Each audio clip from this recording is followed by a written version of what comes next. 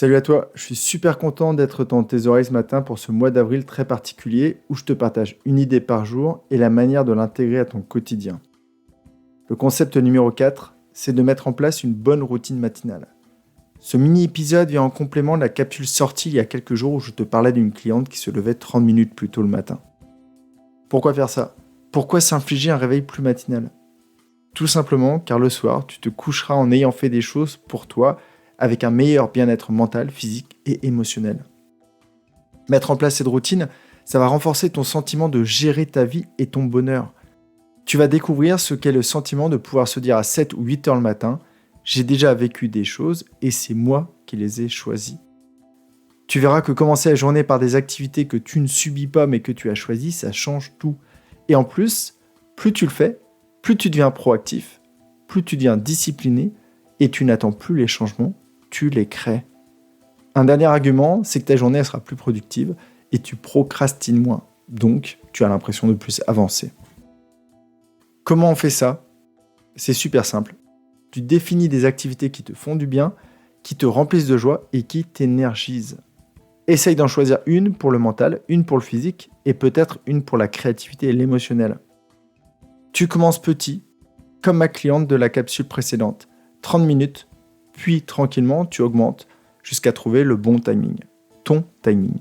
Celui que tu apprécies. Tu y vas progressivement. Je te donne un exemple. Ma routine matinale. Je me lève entre 5h et 5h30 avec un réveil simulateur d'aube.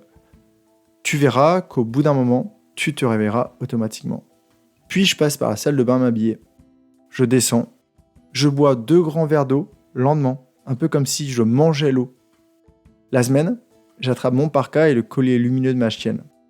Le week-end, je m'autorise à prendre mon café tout de suite. C'est mon petit plaisir du week-end. Puis je pars marcher 30, 45 minutes, voire plus. Et puis je rentre écrire et je médite. Le sport, c'est l'étape d'après. Ça n'arrive pas tout le temps tout de suite. Des fois, c'est après le réveil. Des fois, c'est après avoir passé du temps lors du petit déjeuner familial.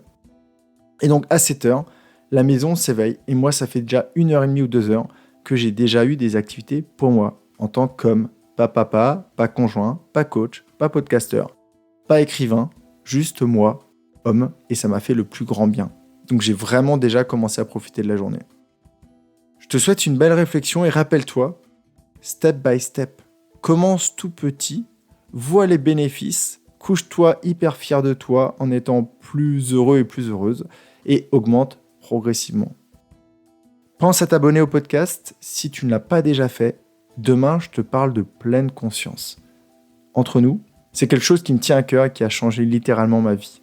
Vivre en conscience, ça change vraiment tout. Prends bien soin de toi.